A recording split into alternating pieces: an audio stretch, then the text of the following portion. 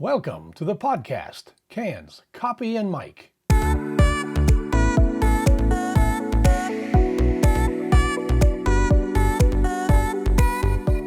A place to listen in as successful people talk about their lives, their professions, and the happiness they get from both. Cans, Copy, and Mike visits with people like you, everyday folks that found success in business or do interesting and exciting things. Doers, people that accomplish things. Today, I'm visiting with Elise Uhring, Doctor of Audiology and owner of Uhring's Hearing and Balance. She goes much deeper solving the hearing problems of her patients than simply dispensing hearing aids. I believe everyone listening to this podcast will learn something that benefits them from our discussion. Patients with auditory issues oftentimes need complex solutions to their disorders. One of the main problems Elise tackles is auditory processing disorder, or APD. When a person's brain has trouble deciphering incoming audio from the ears, their ability to hear is significantly diminished. Elise and her staff are experts managing this troubling condition. Poor hearing is an invisible handicap, and it affects not only the patient, but the entire family as well. Patients that work with Elise soon turn their tears of frustration into tears of joy. Listen in and see how she does it. I think it's fair to say that hearing loss or poor hearing is an invisible handicap. And people living with disorders these kind of disorders are unidentifiable. They aren't in wheelchairs, or they don't have service animals or wear dark glasses when they try to walk with a cane, nor do they exhibit any behavioral issues that would make their handicaps visible. Is that valid? Would you say that too? Absolutely. When I used to teach at Penn State, one of the first questions I would start the class out with is I'd say, I'm a genie, you have 5 seconds to decide you want to be blind the rest of your life or hearing impaired the rest of your life. And without a doubt, 99% of the students would raise their hand and would say, I'd rather be blind. Is that right? And at the end, and I'd ask them why, and they'd all have valid answers.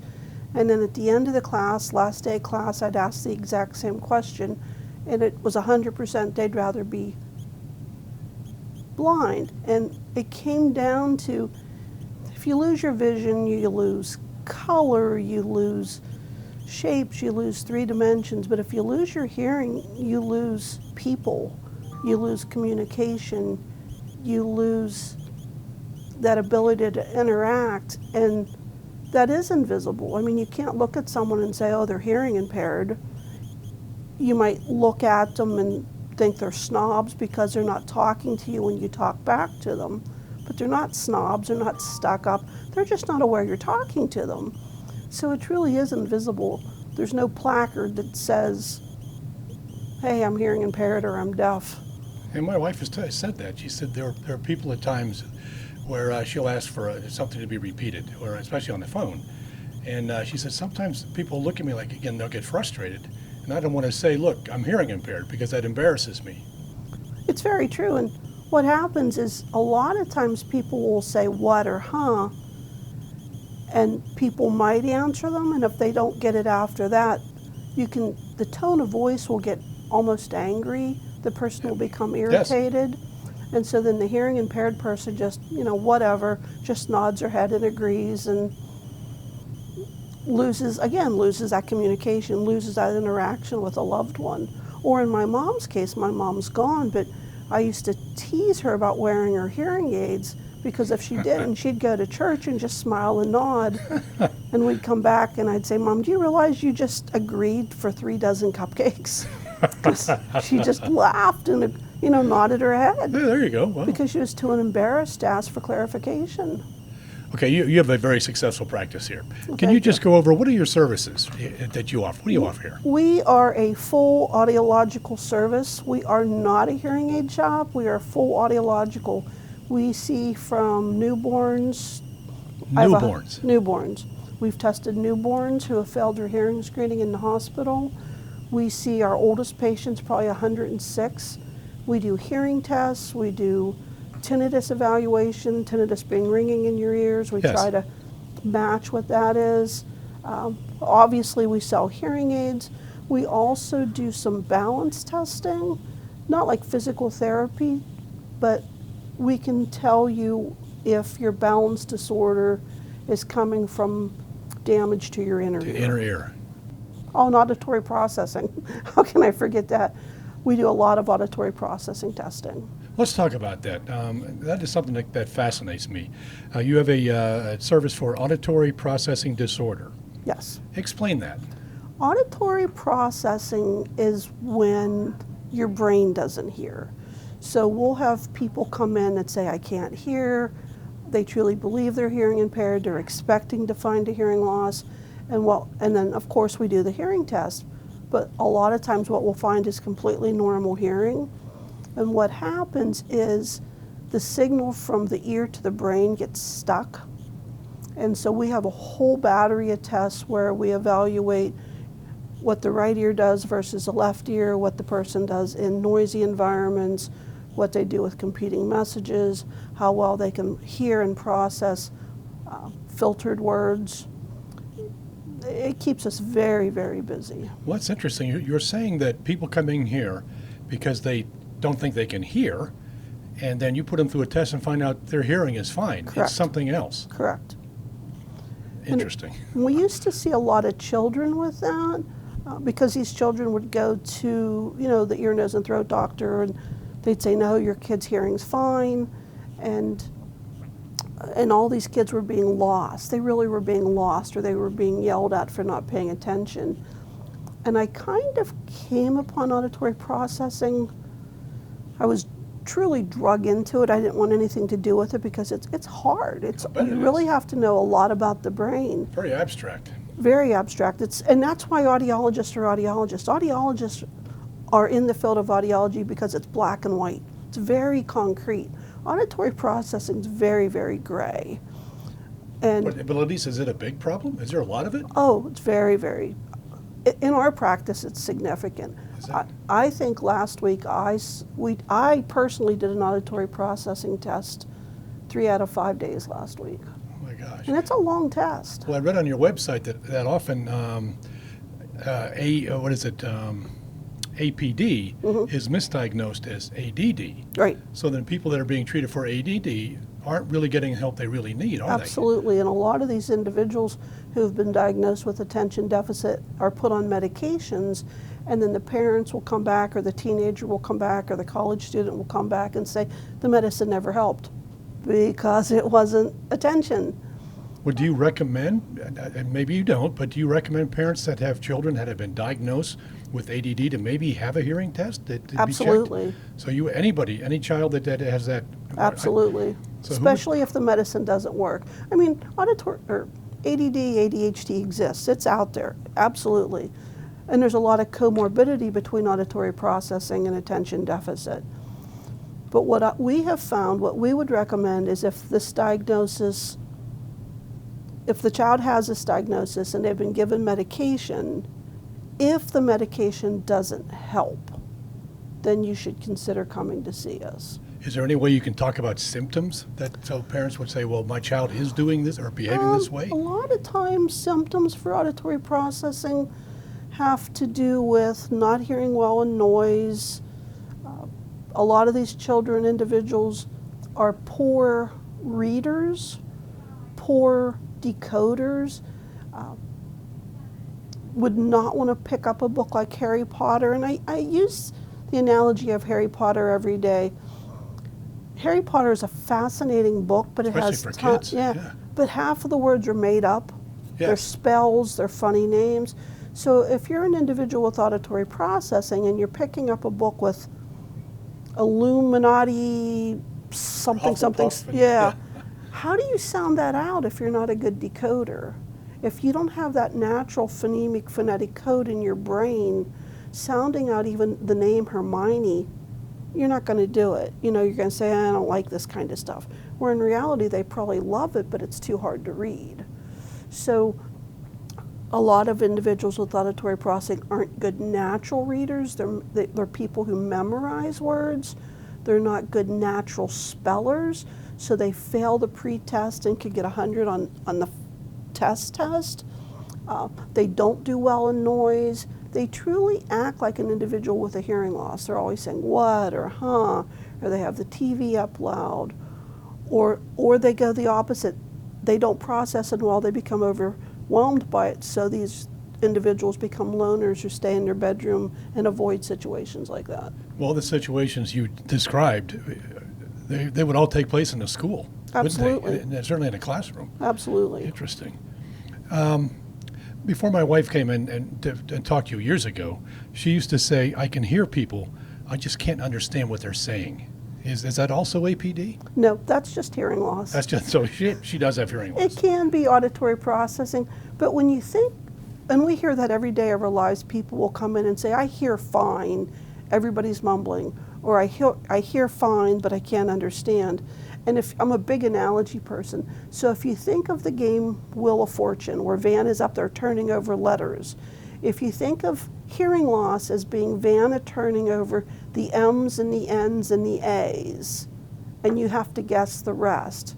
Why do you have to guess the rest? Because your hearing loss, more likely than not, falls in the areas of S's and F's and TH's, which give you clarity. So specific sounds. Oh, absolutely. To train the brain. Is that so? How does the brain get trained? We give homework assignments to our patients all the time. Is it Harry Potter? Is it? So what happens is if you have lost your hearing gradually over time, and your brain gets used to hearing Charlie Brown teacher speech, wah wah wah wah wah wah wah wah, and you know what that means. You probably don't, or you wouldn't be in my office. So what we have to do for people with hearing loss is we really have to retrain the brain to recognize that an S sounds like S, an E sounds like E, a sh sounds like sh. And how do you do that? We have our patients every day read out loud with their hearing aids in, because if you've not heard the word clearly, marathon, this weekend was Penn State's Thon. Yes. If you haven't heard the words Penn State's philanthropic Thon dance marathon, but if you read the paper out loud and you read that Penn State raised, what, $13 million for Ridiculous Thon? amount, yes. Yeah, the best ever. And if somebody comes up to you and says, hey, did you hear about Thon? Instead of hearing, did you hear about on? Because of your hearing Yes. loss. But if you've read that out loud, by reading out loud, you put your eyes, your ears, and your brain at the same place at the same time. So that reinforces to the brain that those sounds sound like they're supposed to. And it improves your processing speed and your overall hearing and clarity. It sounds to me like people that come in and get improved hearing, that's a real quality of life issue, isn't it? It is.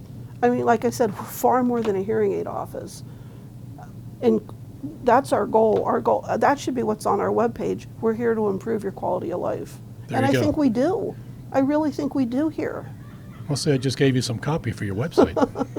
I'll have to do that. Well, tell me, describe a visit for a first patient, no matter what they're coming in for. What do you do? First thing we do is we bring them into our waiting room. We have a large, comfortable waiting room. It's very homey. The furniture's soft. Our receptionists are wonderfully kind. We'll offer you a bottle of water or a snack if you'd like. We'll obtain your insurance information. After all the paperwork's done, we'll come out and we'll introduce ourselves, either myself or one of the other audiologists or one of our fitters. We'll take you back into a very large room. We have a very nice sized, very handicap accessible booth. It's not a little closet, it's a large sized booth, large windows so you can see out. We'll take a look in your ear and make sure your ear's healthy. So we'll check your middle ear. We'll do a full hearing test under earphones. We'll test your hearing for specific tones, for speech stimuli, for speech understanding.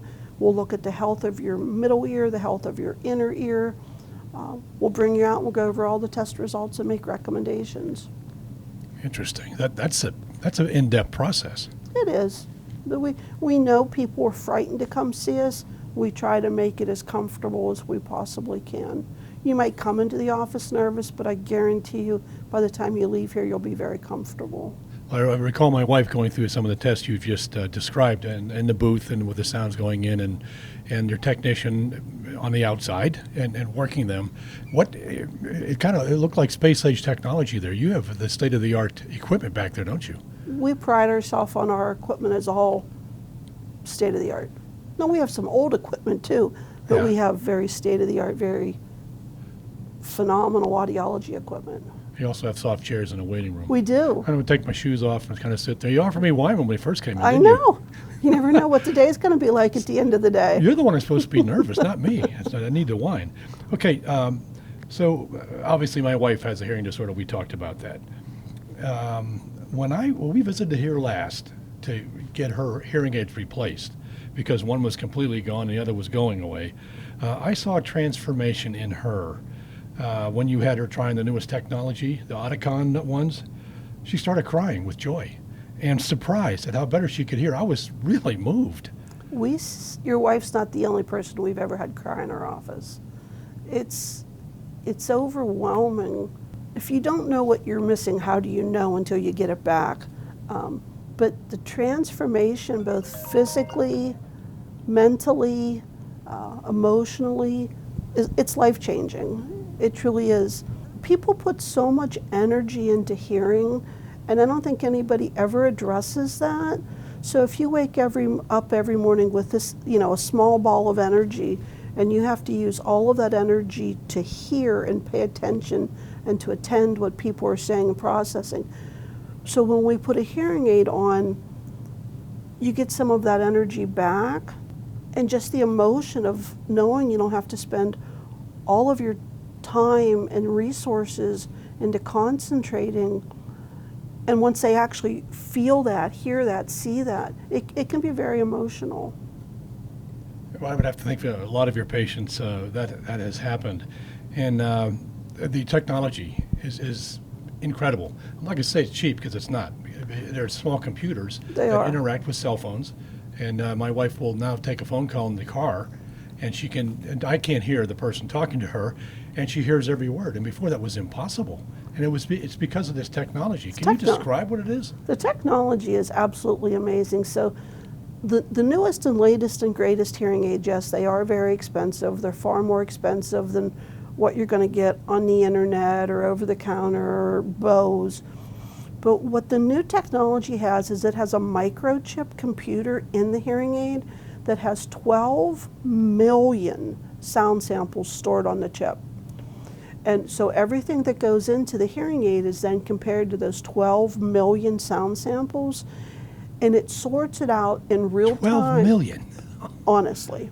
And it's constantly like sorting those sounds, good sounds, bad sounds, dog sounds, music sounds, speech sounds, and it's sending it to where it needs to be, so that if you have the hearing aid on, you'll still hear the dog barking, but it'll be a background sound, and speech will come through first and foremost.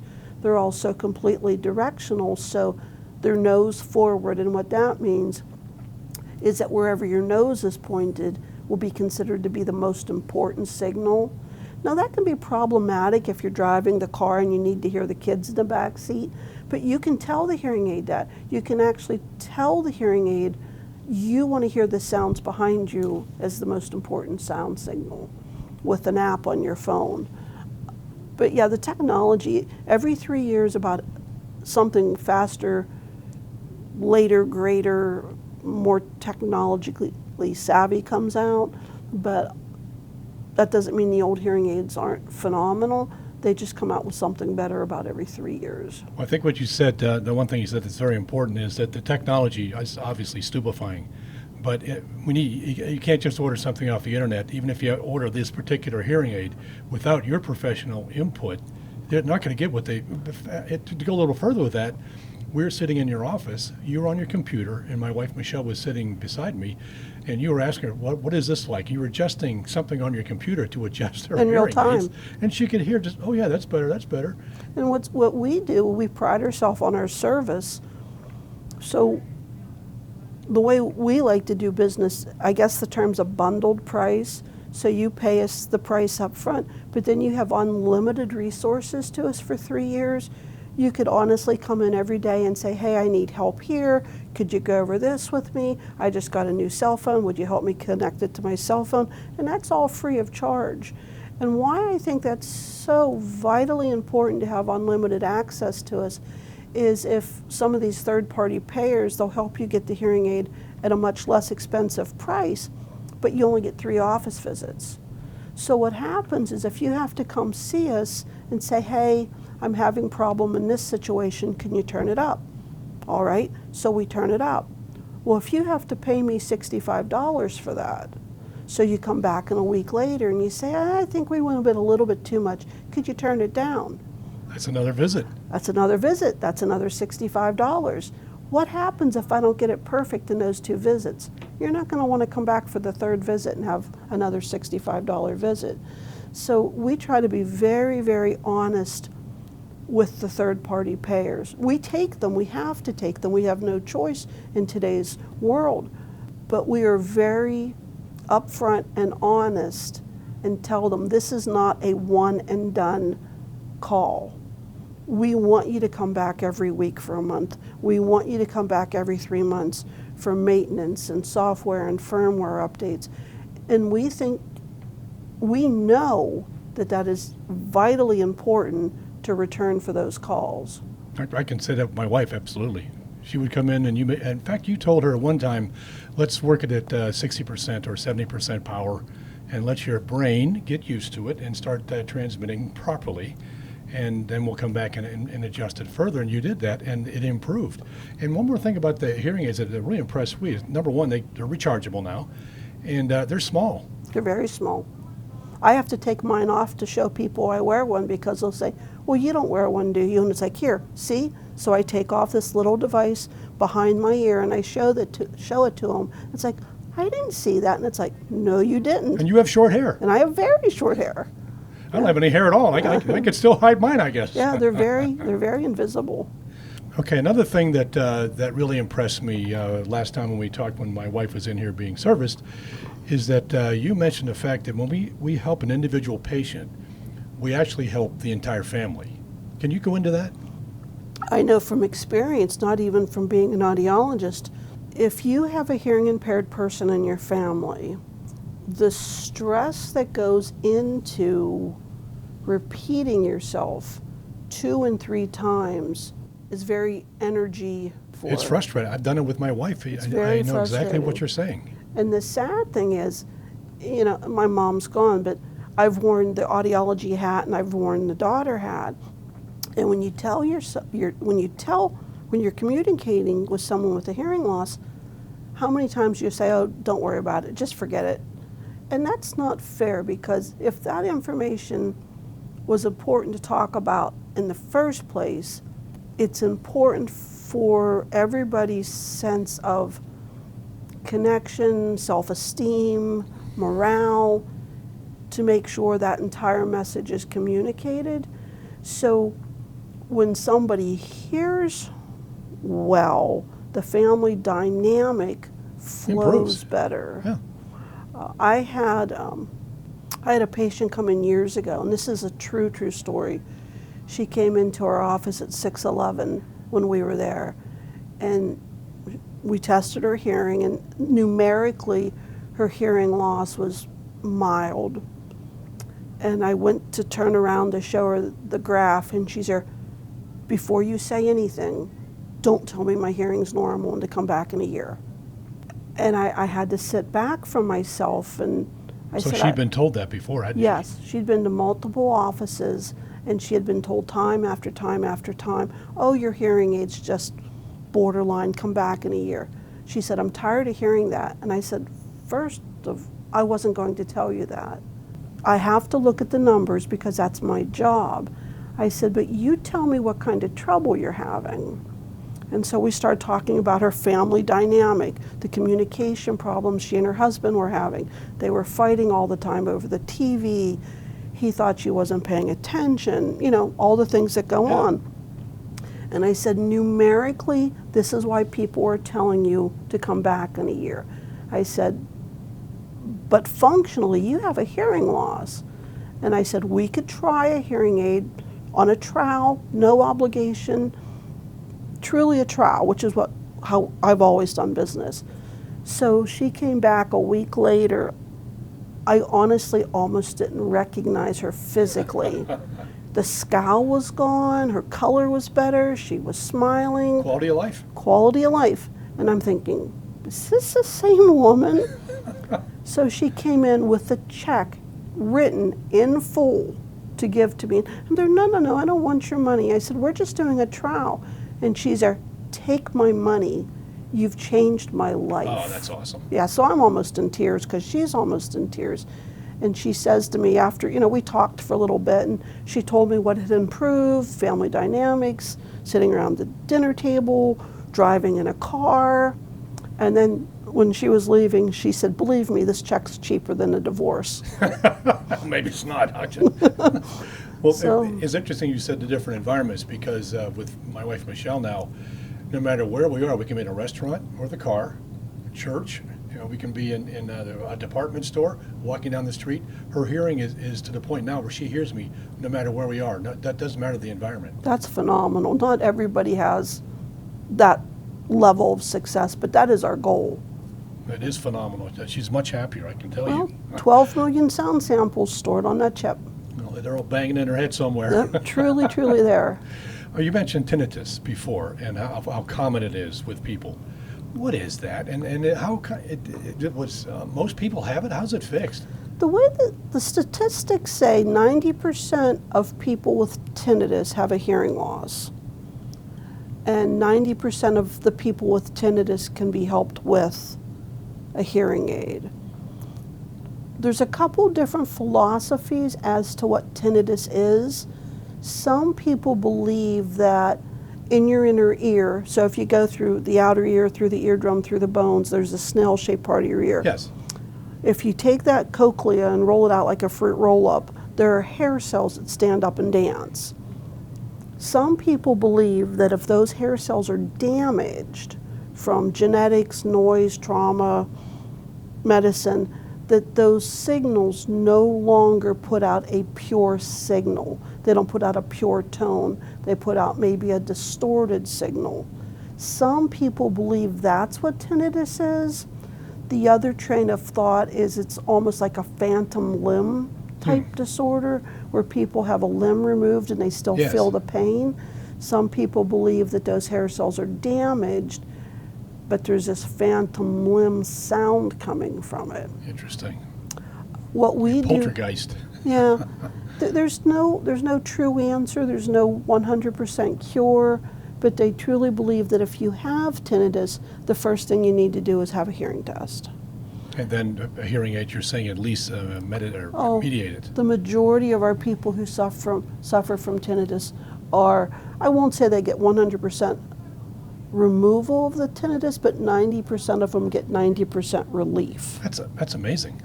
And what we try to do is we try to find what their tinnitus sounds like what pitch it is, how loud it is, and then when I put the prescription into the hearing aid, I try to specifically put a little bit extra or sometimes less at that particular point.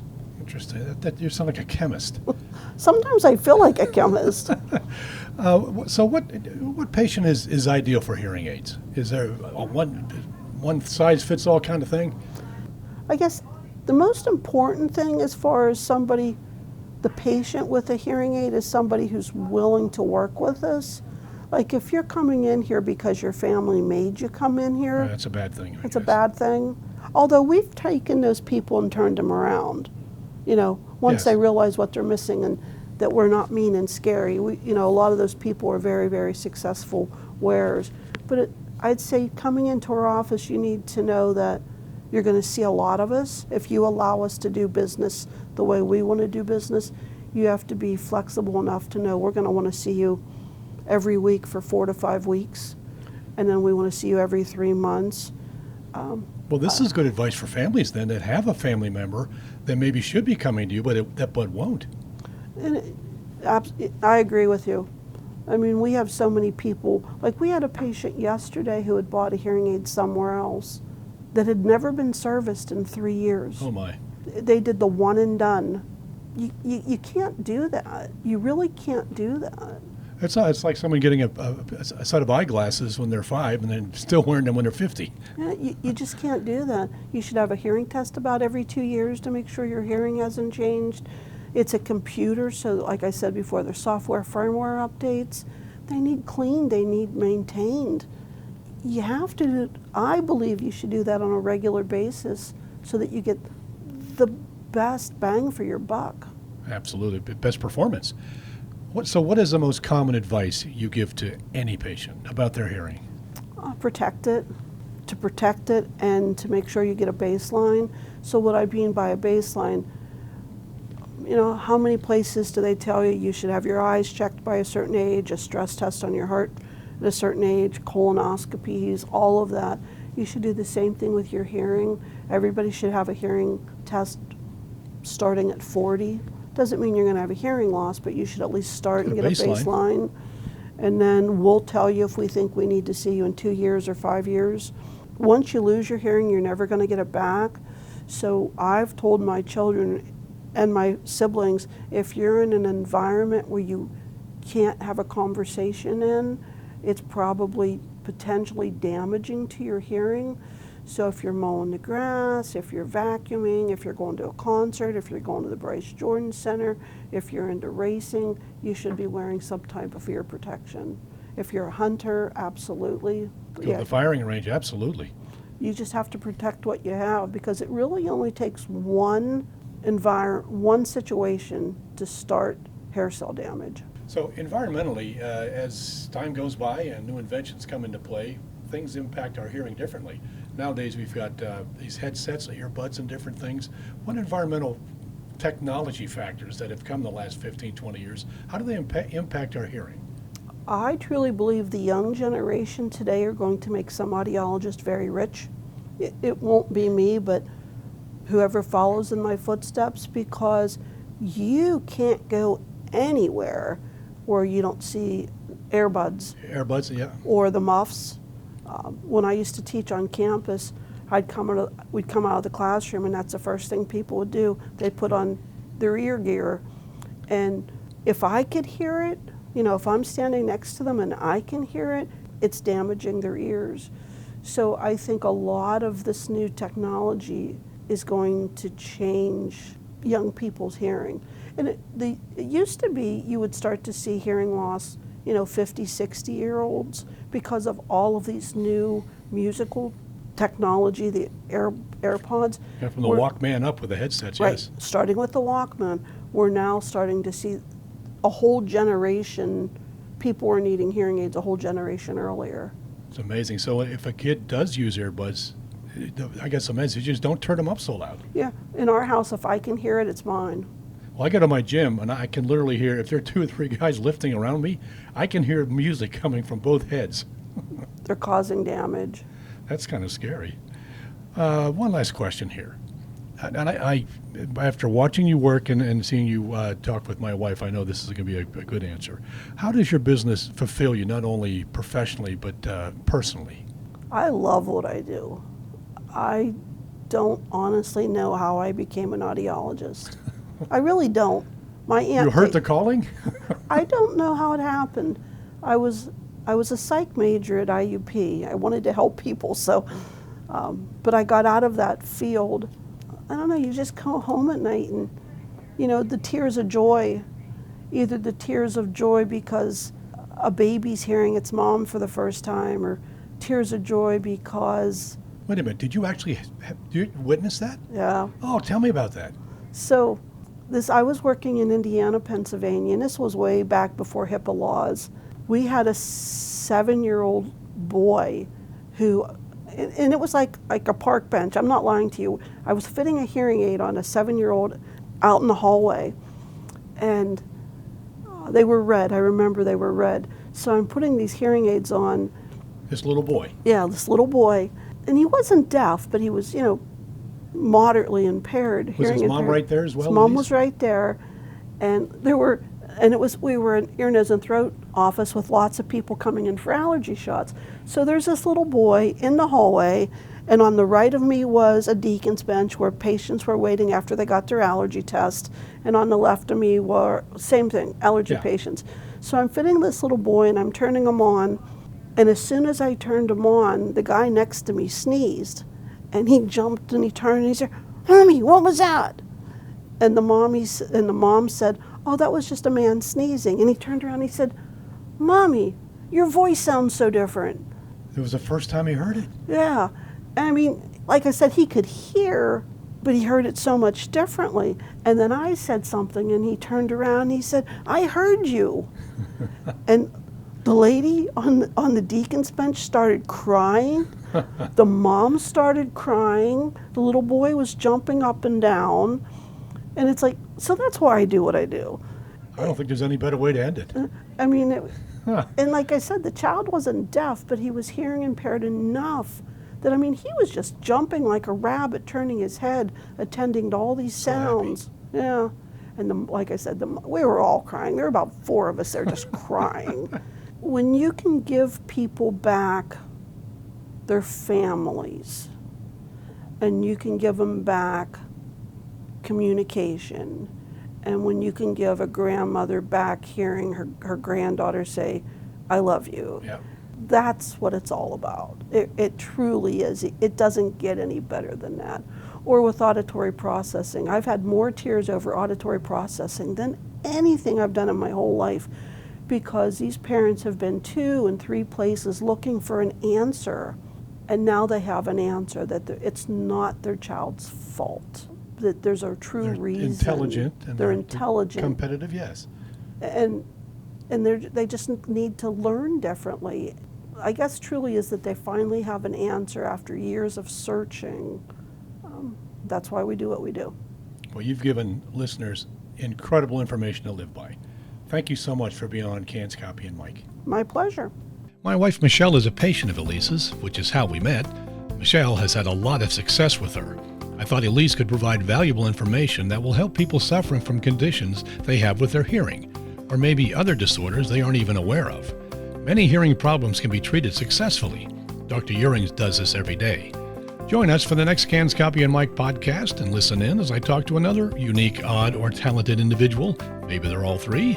I search all over central Pennsylvania to find guests that will entertain you and hopefully benefit your lives in some positive way. Don't forget to log on to my website, canscopymike.com, where you can see pictures of my guests and a few shots of them at work or play. And if you have a suggestion for an alarmingly good guest I can feature on my podcast, send me a note on the website and their contact information. The more interesting or novel they are, the better the chance I'll contact them. Till next time.